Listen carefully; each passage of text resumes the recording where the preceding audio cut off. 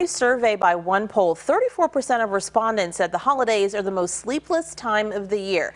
Does that feeling differ by age? And what can we do to do better? To get answers to those questions, I'm live now with pulmonary and sleep medicine expert, Dr. Clarice Glenn. Dr. Glenn, good afternoon. Good afternoon. Thank you for having me. Definitely. Right now, the oldest Gen Zers are 25. And in this OnePoll survey, 40% of them said that the holidays are the most sleepless time of year. Only 31% of Gen Xers say the same. Now, do you think that's because there's just much more partying that's happening for that first age group? Because I would kind of think the most sleepless might be parents of younger children who are like making Christmas happen for their families, which takes a lot of work. Yeah, well, sleeplessness does vary across the age groups, but certainly the Gen Z population seems to be more affected. Numerous factors involved, a lot of traveling with time zone changes, and definitely late night parties, late night binge eating, late night movie marathons, and that definitely contributes to disrupting sleep schedules, sleep cycles, and the feelings of general sleep deprivation. We've also found that a lot of these people, when they're guests in somebody else's homes, feel the need to go to sleep and wake up at the same time as their host. So that can also affect the number of hours of sleep these people are getting. Yeah, now excitement for the season is the #1 reason listed for the sleeplessness. Excitement normally thought to be a good thing. How do we keep excitement from coming back to bite us?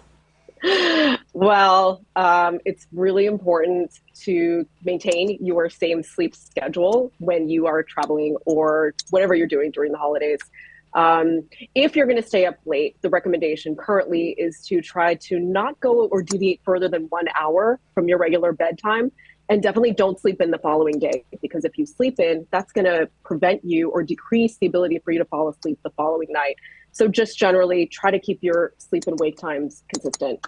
The other thing you can do is keep your sleeping environment comfortable. So if you're traveling somewhere else for the holidays, try to recreate your own bedroom and bedtime routines. Bring the pajamas you wear, try to meditate, take a warm bath, and try to recreate those familiar surroundings, because it'll make it more comfortable when you do try to fall asleep. Okay, now the #2 reason people told OnePoll they were missing sleep was stress around prepping for guests. We seem to hold ourselves to this standard of perfection, especially this time of year, but that isn't healthy for a lot of reasons. Hard to be perfect or even close to perfect if you're too tired to actually enjoy the festivities you've been working to plan. So how do we de-stress enough to actually get quality sleep and stop thinking about our to-do lists? Yeah, well, I would recommend making to-do lists early. Try to tackle them far beyond and before the season actually hits, such as grocery lists and anything you need to procure for any events. And then enlist a lot of help, because anything that you're going to do on your own is going to contribute to stress and will prevent you from sleeping. The reason for this is because all of those stressful thoughts interfere with your ability to relax and fall asleep at night. So if you can get ahead, do things early, prep early, and get other people around you to help, it'll prevent your stress levels from reaching high levels during the holidays, and then enable you to relax properly when you lay in bed to sleep.